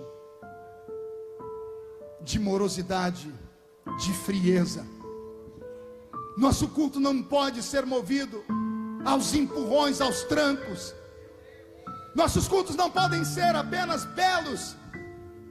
A igreja do século 21, e falo da minha denominação, eu sou assembleiano. A minha denominação, em pleno século 21, ela parece com uma folha seca de outono, caída no chão. Já viu uma folha seca? Ela mantém a estrutura de uma folha. Você olha e diz, é uma folha, mas está morta, porque não tem vida, não tem seiva. Ela parece com a lua, tem brilho, mas não tem calor. Ela parece com o cano de uma espingarda, é reta e perfeita, mas é oca e vazia. E não pense que eu estou espancando, porque eu sou assembleiano, eu sou pastor de igreja, e eu sei o que eu estou falando. Nossos cultos estão perdendo sentido, nossas reuniões estão perdendo a alegria. Os crentes entram vazios e saem ocos, entram tristes e saem secos. Não há felicidade, não há fervor, não há alegria. De vez em quando é preciso o anjo do Senhor descer e agitar as águas. Mas parece que o anjo do Senhor que agita as águas está de férias. Eu estava sentado aqui e veio um pastor falar comigo. Já não me lembro do rosto dele. E ele me disse, você se lembra há 20 anos atrás, quando você pregou em Laje, Santa Catarina? Eu falei, é muito tempo para eu lembrar. Aí ele me lembrou do episódio, eu disse, você deu um pulo de cima do púlpito. Cadê o pastor que falou? Está aqui. Quanto mede aquele púlpito? 3 metros. 3 metros de altura. E eu dei um salto em cima daquele púlpito. Meu Deus do céu. Eu acho que eu quebraria a perna se fosse hoje. E ele disse que eu corri até onde ele estava. E Jesus batizou ele com o Espírito Santo. E ele veio dizer que hoje ele é pastor aqui na cidade de Penha. Mas o senhor não sabe quão criticado eu fui por causa daquele pulo. Foi assunto na convenção de Santa Catarina. Sabe por quê? Porque nós entendemos e achamos que Deus trabalha com forma. E Deus não trabalha com forma. Deus trabalha com formas. Vou repetir: Deus não trabalha com forma. Maldito é o homem que diz assim: eu sei tudo sobre Deus, eu sei exatamente como Deus opera. Seja anátema tal homem. Eu não conheço nenhum homem que tenha tido fôlego suficiente para entrar no rio do avivamento e conhecer as suas profundezas. Vou repetir: eu não conheço um homem, uma mulher que tenha jejuado o suficiente, orado o suficiente, se separado o suficiente para conhecer os segredos de Deus. Oxalá Deus se revele para alguém aqui nessa noite. Quem sabe aí no meio dessa multidão tem alguém que, assim como eu, quando era criança, entrava numa reunião como essa e eu queria ver Deus falar, eu queria ver o céu se romper, eu fazia jejuns e orações para ver coisas extraordinárias acontecer. Eu não sei se tem alguém assim, porque se tiver, oxalá Deus te visite nessa noite. Oxalá Deus te visite nessa noite. As pessoas perguntam para mim: como é que você aguenta as lutas que você passa? Porque as minhas lutas geralmente são violentas e acabam indo para na Rede Globo. Já falaram para mim: por que você não deixou a igreja, a sua denominação? Porque em 2013, quando eu passei aquela luta sozinho lá em Brasília, Giovana ainda não estava lá. 30 dias como um leproso dentro da Câmara dos Deputados, e nenhum deputado evangélico, que nós éramos em 60, tinham coragem de ficar perto de mim naquela briga.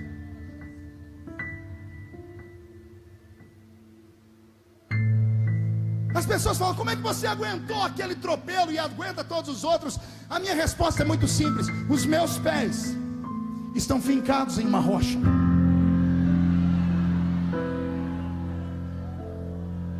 Esse homem já foi menino, e esse menino viu Deus, esse menino ouviu Deus, esse menino experimentou Deus nos seus cultos.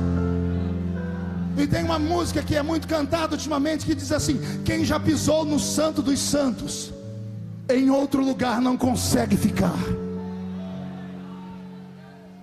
Falta alicerce para a nossa geração. E Deus é tão bom que mandou o seu diácono para o culto hoje, a chuva. Agora eu posso ir até as 4 da manhã pregando. Cadê os pentecostais para dar um grito de glória a Deus aí? Ei, olhe para mim. Quando num culto de domingo, o meu pastor todo alegre disse assim: ninguém falte no culto terça-feira, porque terça-feira vamos ouvir o testemunho de um ex-defunto. A igreja entupiu de gente, e lá estava eu no meio do povo. Eu queria ver um ex-defunto. Agora pense num homem que quase não dormiu aquela noite. Fui eu. Porque o pastor entrou com um ex-defunto na igreja, e o ex-defunto estava vestido igual um defunto, terno preto, aquela camisa branca, aquele rosto fechado. O pastor entrou pelo meio da igreja e caiu um temor sobre nós tão grande que ninguém conseguia sequer respirar direito. O pastor mal conseguiu cantar o hino 15 da harpa, fez uma leitura rápida da Bíblia e disse: igreja, vamos ouvir o ex-defunto dar o seu testemunho. Lembro-me como se fosse hoje. Aquele velho, magro, olhou para a igreja por um minuto. O olhar dele era tão penetrante que a gente perdia a respiração. Caiu um temor sobre nós. Ele enfiou a mão num bolso, pastor, e tirou um papel amarelado e disse: esse aqui é o meu atestado de óbito. E leu o nome dos 3 médicos que assinaram. E ele passou o atestado de óbito pelo presbitério da igreja. Ele enfiou a mão no outro bolso e tirou uma foto branco e preta. E na foto estava um homem deitado dentro de um caixão com algodão no nariz. E ele disse: esse homem deitado no caixão sou eu. Caiu um silêncio na igreja, mas não era silêncio de repúdio, era de temor a Deus. E ele começou a dizer assim: meu nome é João de Oliveira. Eu fui ao céu depois de ter morrido, e Jesus me mandou de volta. E ele começou a contar: eu estava na porta da cidade sagrada, com seus portões dourados, e Jesus apareceu ali na frente, me deu um abraço e disse: bem-vindo, João. E João de Oliveira disse: obrigado, Senhor, eu posso entrar? E Jesus disse para ele: João, você não pode entrar ainda.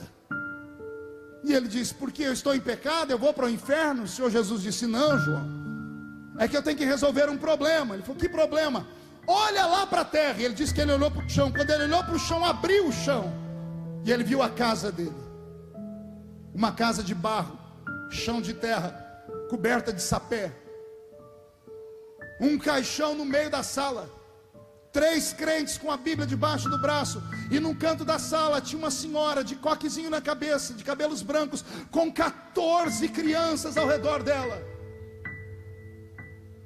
Ele disse que a porta da frente abriu e entrou um pastor de chapéu na cabeça, bengala na mão, a Bíblia na outra. Foi perto do caixão, tirou o chapéu, olhou, cumprimentou os irmãos e foi perto da viúva. E a viúva pegou na mão dele e disse assim: pastor, fala para Jesus devolver meu marido, porque nós temos 14 filhos para criar. Fala para Jesus ter piedade da minha família. E o pastor foi tocado, chegou perto do caixão, olhou, não sabia se começava o culto fúnebre ou não, foi tomado pela fé, ajoelhou na frente do caixão e agarrou a mão do defunto. E a oração dele era essa aqui: Senhor Jesus, quem ora aqui é o teu servo João Colenda,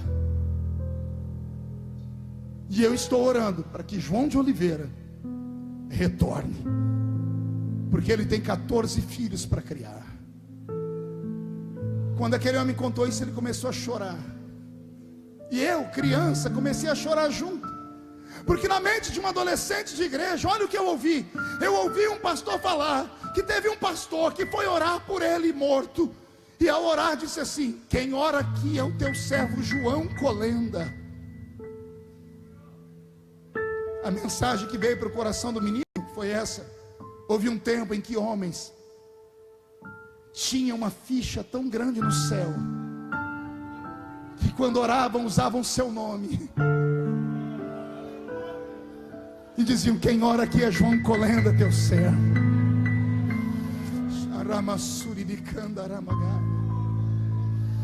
João de Oliveira diz que depois de alguns minutos Jesus olhou para ele e disse assim: João, outro dia você volta, acompanha aquele anjo ali que vai te levar pelo inferno para você ver como é o céu, e você vai contar para a minha igreja que existe um mundo além do deles.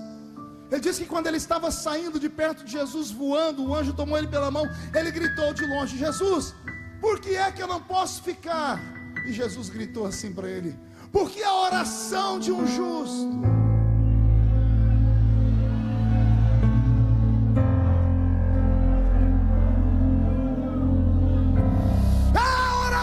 de um justo pode muito em seus efeitos.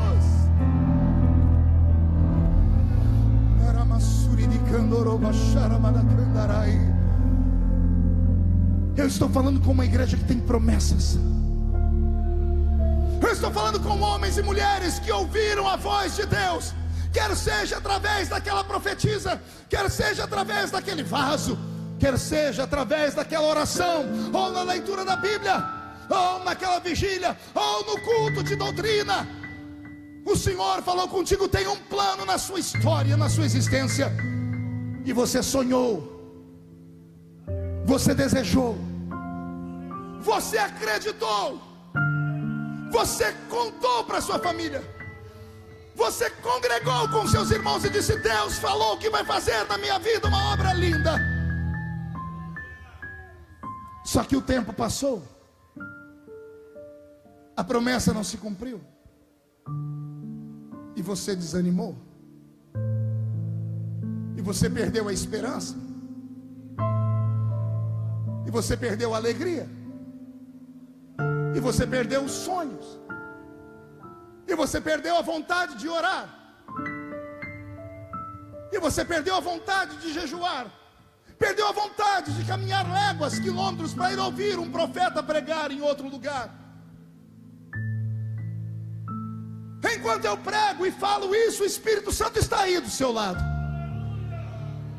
numa luta desenfreada.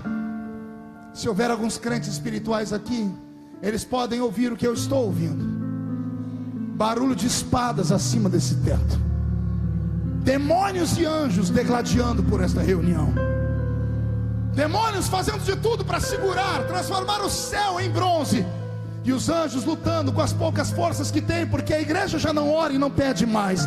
É a oração da igreja que fortalece esses santos anjos para nos defender. Mas a igreja já não entende mais nada de batalha espiritual. E aí, meia dúzia de crentes pentecostais que ainda acreditam e não tem vergonha de adorar a Deus, ficam gritando, um aqui, o outro ali, o outro lá. São brasas esparramadas no meio de um ambiente. Eu creio que Deus pode nos incendiar, mas Ele só fará isso se a igreja inteira clamar.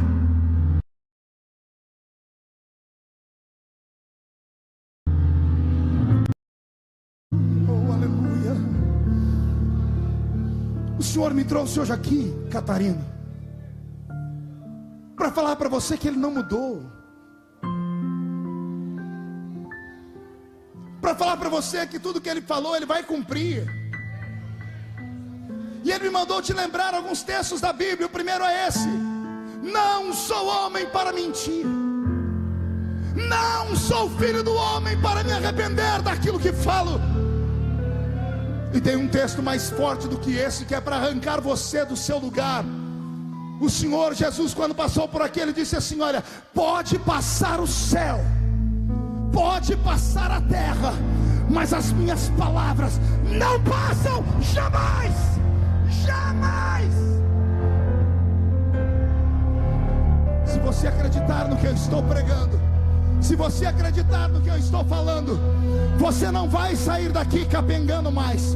Quando você atravessar as ruas dessa cidade ou desse estado, os demônios que tiverem inteligência vão desaparecer da sua frente, e os demônios atrevidos que te encararem serão transformados em tapete. Não vai sobrar Zé Pilintra, Zé Pilantra, Chucaveira, Tranca-Rua, Preto Velho. Demônios não vão parar diante daqueles que têm promessa. Só quem tem promessa reage nesta noite.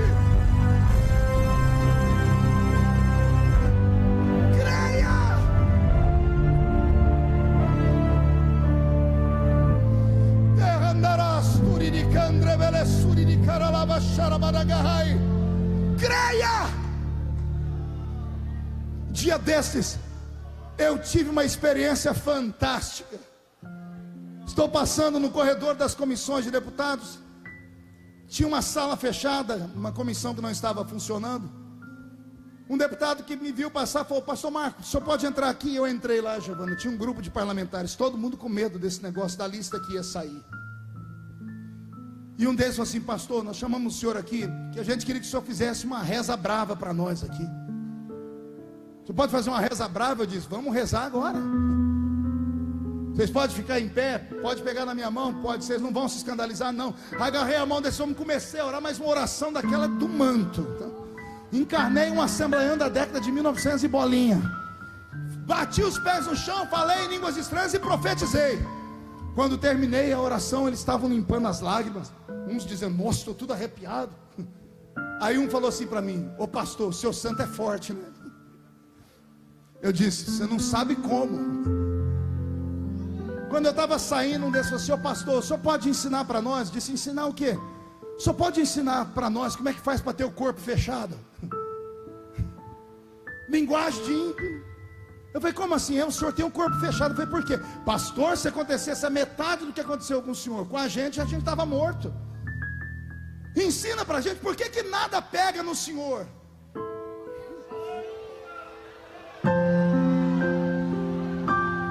Aí eu olhei para aqueles amigos e disse assim: senhores, nada pega em mim, porque eu tenho promessa. Não entendeu? Vou falar de novo. Nada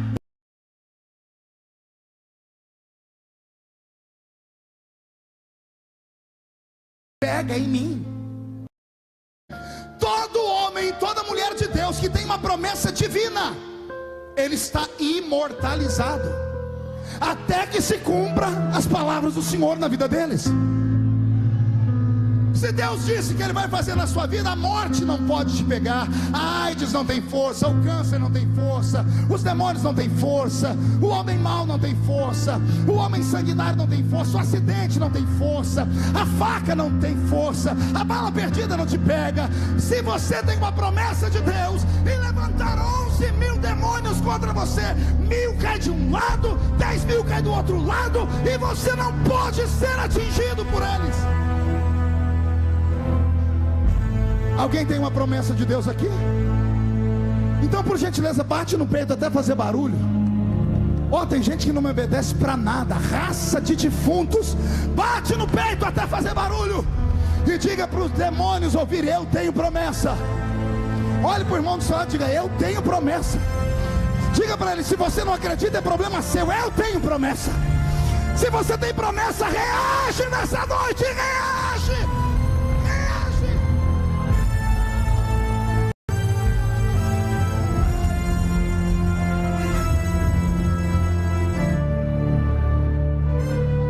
Deus está aqui.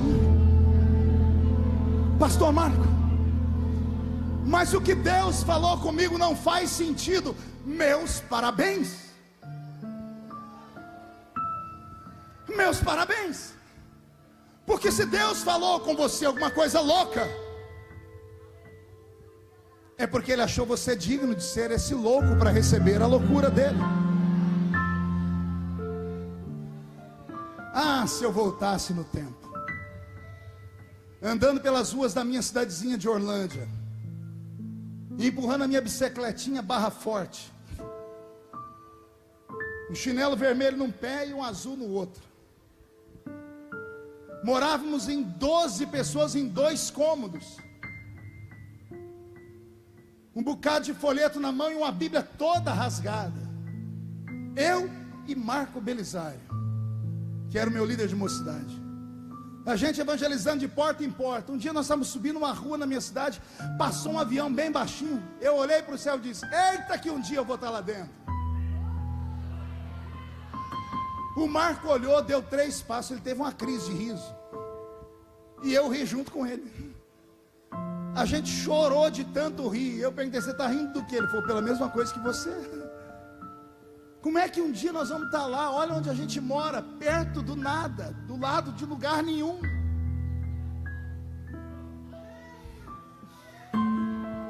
Mas eu tinha lá na minha igrejinha umas profetisas. Eu tinha a irmã Maria de Paula.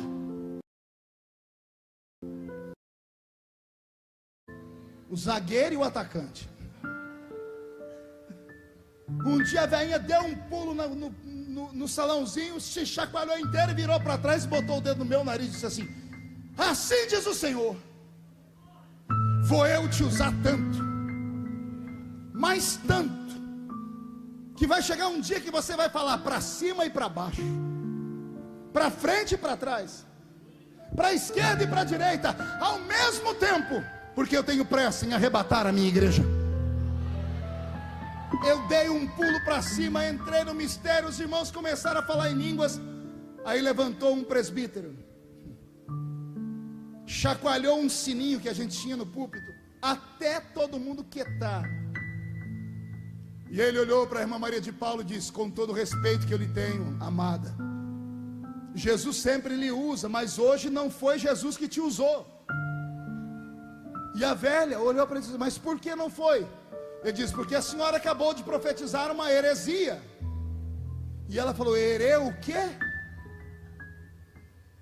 E ele: heresia. E ela disse: o que é isso? E ele disse: heresia é tudo que é anti-Deus, anti-Bíblia, anti-Cristo e leva o homem para o inferno. A velha se tremeu e disse: eu não falei nada disso não.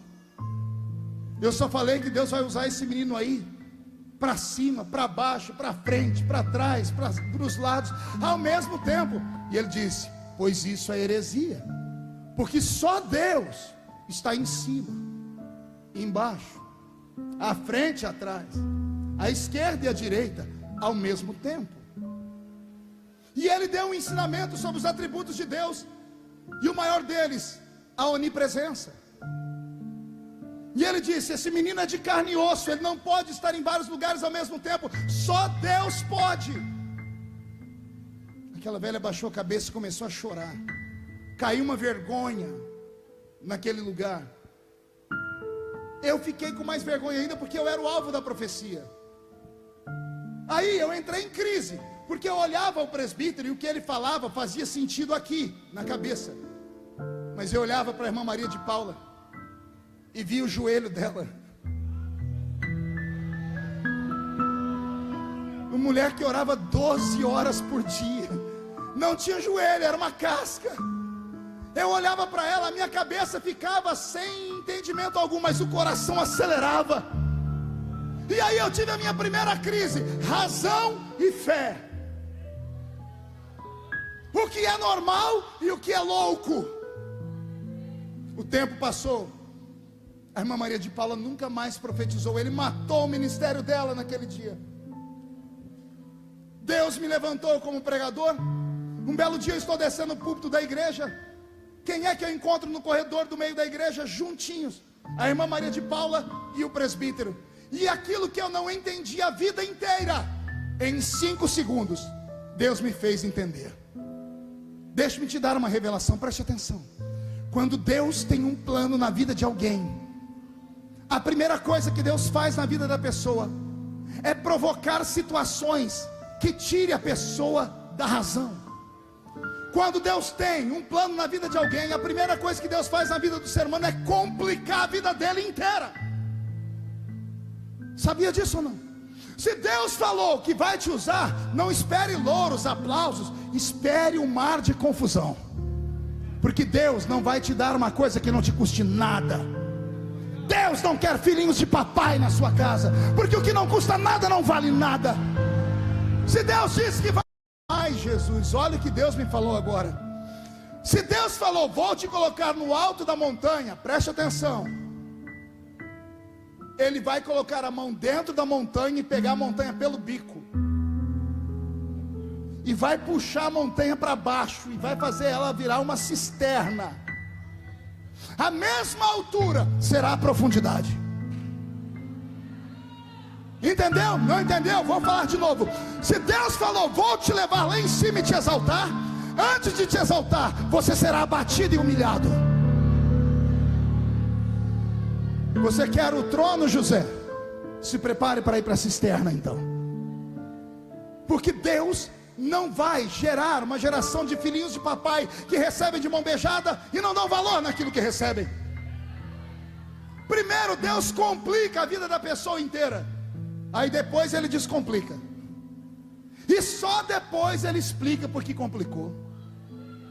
Opa, ouvi um glória, me empolgou aqui. Vou dar um exemplo. Deus falou, Moisés, segue a nuvem. Moisés segue o quê? Não ouvi. 1, 2, 3, Moisés segue a... E o que Moisés fez? Seguiu a nuvem. A nuvem levou Moisés para onde? Para frente do Mar Vermelho. Pronto, começou. Deus complicou a vida dele.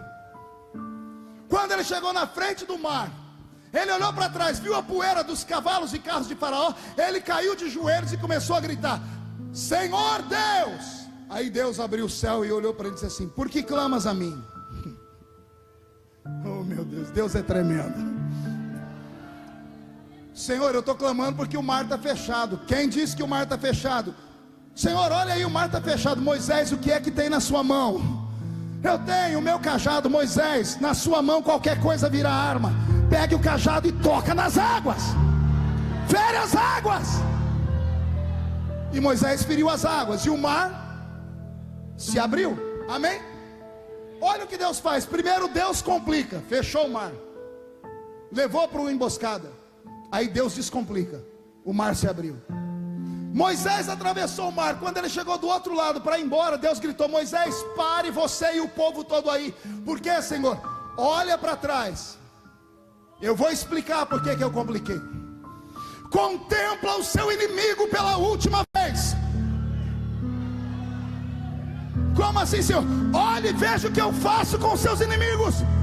Eles nunca mais irão te perseguir, Moisés. Alguém entendeu?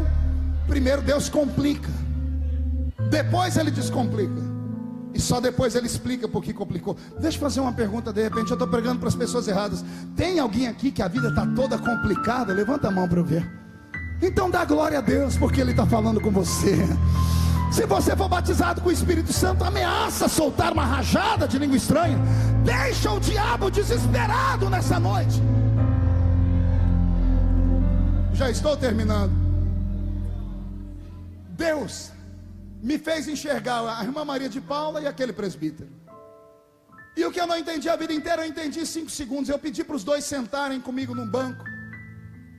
Aí eu olhei para o presbítero, olhei para a irmã Maria de Paula. Eu agora sou pastor e ele é presbítero. E eu disse para ele, como seu pastor, eu quero que você peça perdão a essa mulher. E ele de maneira arrogante disse para mim, perdão pelo quê? Porque quem bate esquece, quem apanha não. Eu falei para ele, o senhor lembra o dia que o senhor matou o ministério dela? Ele olhou para mim, deu um sorriso de deboche e disse, ah, você quer que eu peça perdão? Porque um dia ela disse que você seria Deus. Você virou Deus, rapaz. Você é famosinho, mas não é Deus não. Eu disse, com todo respeito aos seus cabelos brancos, essa mulher nunca disse que eu seria Deus. E ele falou para mim, e falar para cima, para baixo, para frente, para trás, para esquerda e para direita ao mesmo tempo, não é onipresença? Eu disse, não. Ele disse, e é o quê? Eu falei, é tecnologia.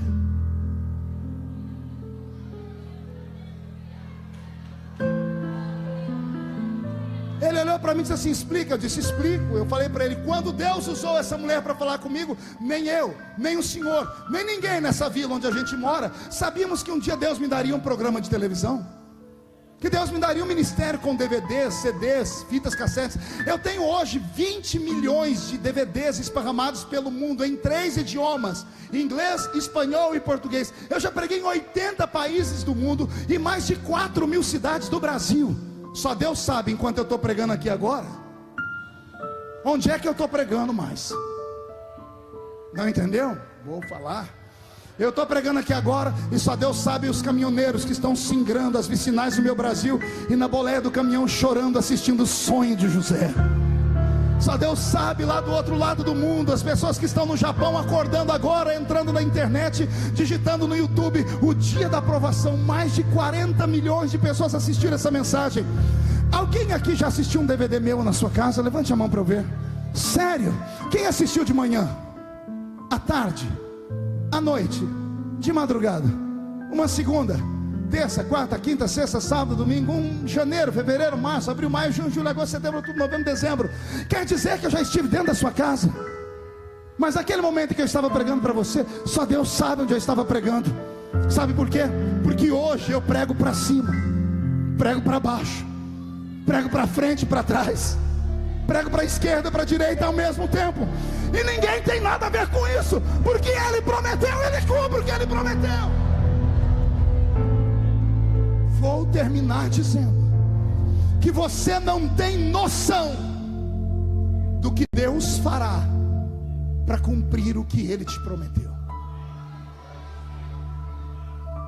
Ele vai abater reinos, Ele vai mudar sistemas políticos, Ele vai virar ministérios do avesso, Ele vai matar alguém, ou Ele vai fazer alguém nascer, Ele vai fazer alguém criar uma tecnologia que ainda não existe.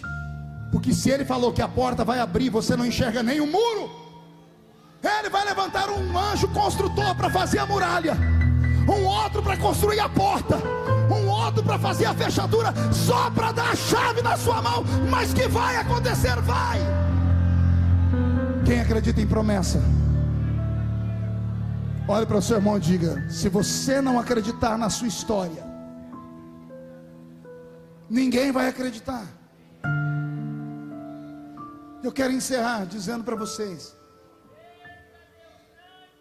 que o que me fortalece nesses dias difíceis é me apegar diariamente às promessas que Ele me fez.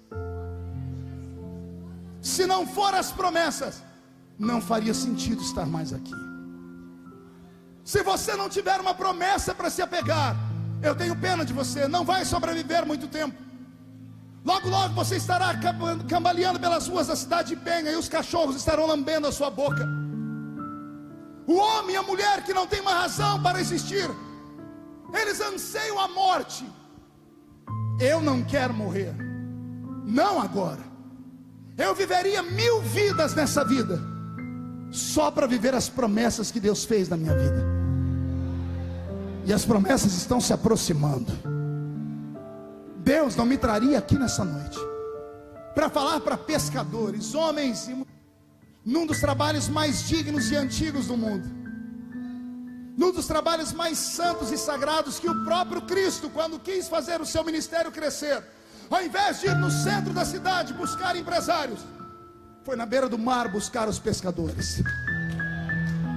Se o Senhor me trouxe nessa noite, é porque há uma promessa na vida desses pescadores, e quem viver verá, para ver uma a uma das promessas se cumprirem.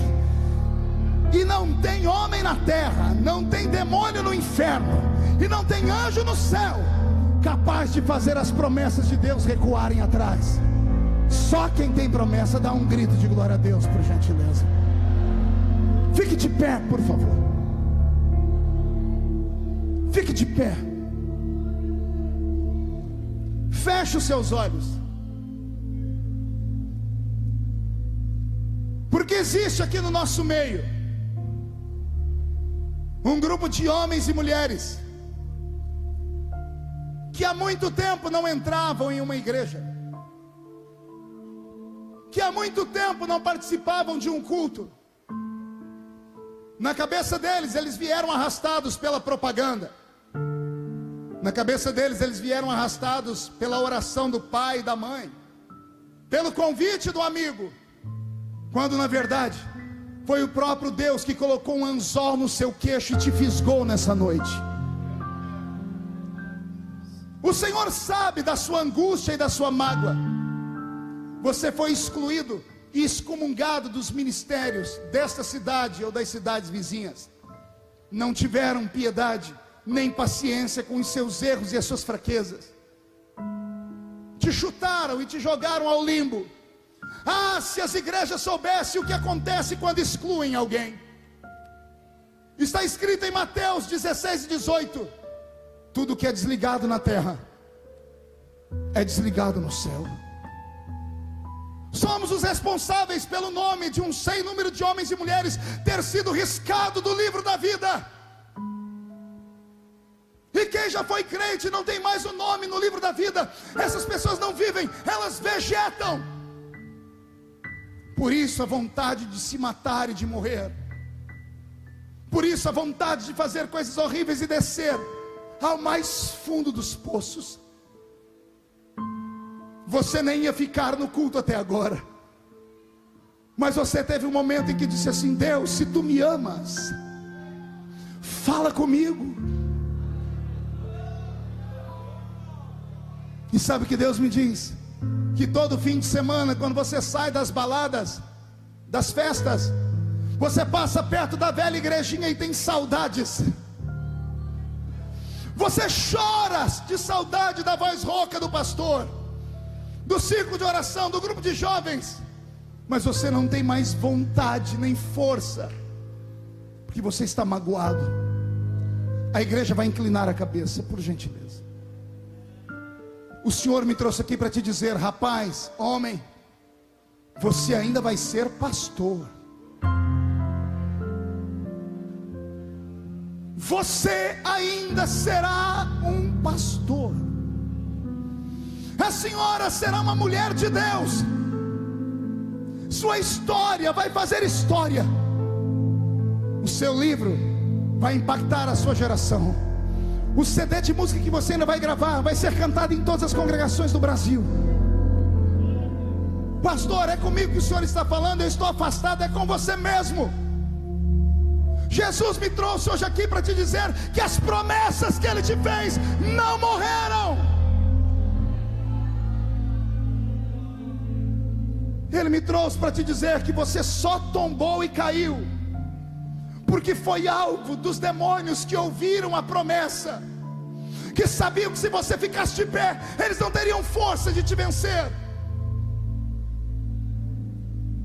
Mas até a sua queda, o Senhor transformará em honra, porque nesta noite a glória da segunda casa será maior do que a glória da primeira. Mas só tem um jeito de Deus cumprir a promessa. Você vai ter que sair do seu lugar e vir aqui perto de mim. Se você sair do seu lugar e vir aqui perto de mim, eu vou colocar a minha mão sobre a sua cabeça, e tudo que foi roubado da sua vida vai ser devolvido, e todas as promessas vão se cumprir na sua história, e tudo que foi perdido será achado. Pastor, mas o que é que vão falar de mim? Quem fala de você não paga as suas contas. Quem fala de você não morreu na cruz do Calvário por você. Quem está te chamando é aquele que te fez promessas. Isso, vem. Chegue bem perto. Fique por aqui.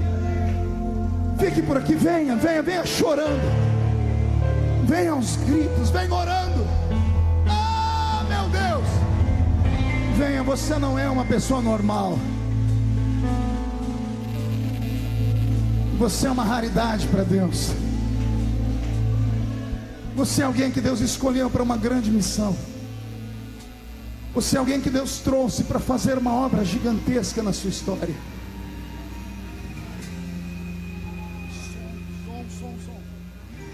Não consigo ir além do teu olhar. Tudo que eu consigo é imaginar a riqueza que existe dentro de você. O ouro consigo só admirar, mas te olhando eu posso a Deus. Deus te trouxe. A igreja não está feliz? Eu fui claro no convite que eu fiz. Essas pessoas que estão voltando estavam fora dos caminhos do Senhor. Não tem uma nem duas, já tem uma centena de pessoas chorando aqui na frente. Cadê a igreja que deveria estar gritando, dando glória a Deus nessa hora? Meu filho, melhora o som, pelo amor de Deus. Não tem som nenhum aqui de microfone, de tecladista.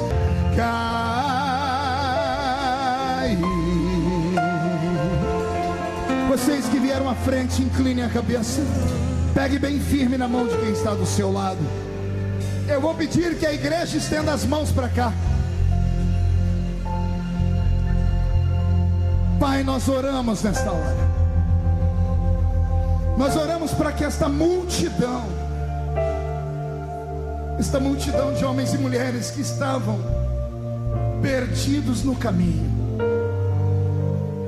homens e mulheres que foram vencidos pelo dia a dia da existência, que carregam fardos pesados sobre os ombros, gente que sofre porque tem uma chamada. Na minha frente não estão homens e mulheres tombados ou caídos, não, meu Pai. Na minha frente estão homens e mulheres que têm promessas, e é o peso dessas promessas que fizeram eles no meio do caminho sofrerem. Mas esta noite, o que estava longe voltou, o que estava fora agora está dentro. Faz cair sobre eles o poder do sangue de Jesus. Que este sangue lave as vestes deles, que o nome deles seja escrito no livro da vida, que toda maldição seja quebrada, que tudo que foi roubado seja devolvido agora. E se houver alguém entre eles batizado com o Espírito Santo e há muito tempo não falava em línguas, comece a renová-los, meu Pai. E enquanto eu oro por esses que estão aqui na frente, ó Espírito Santo, faz uma vistoria dentro deste ambiente. Encontra esse homem, essa mulher que tem uma promessa. Faz ele acreditar de novo. Eu quero um sinal de que tu estás nesta palavra. Onde houver alguém que tem uma promessa, faz cair a sua glória sobre eles agora, meu Senhor.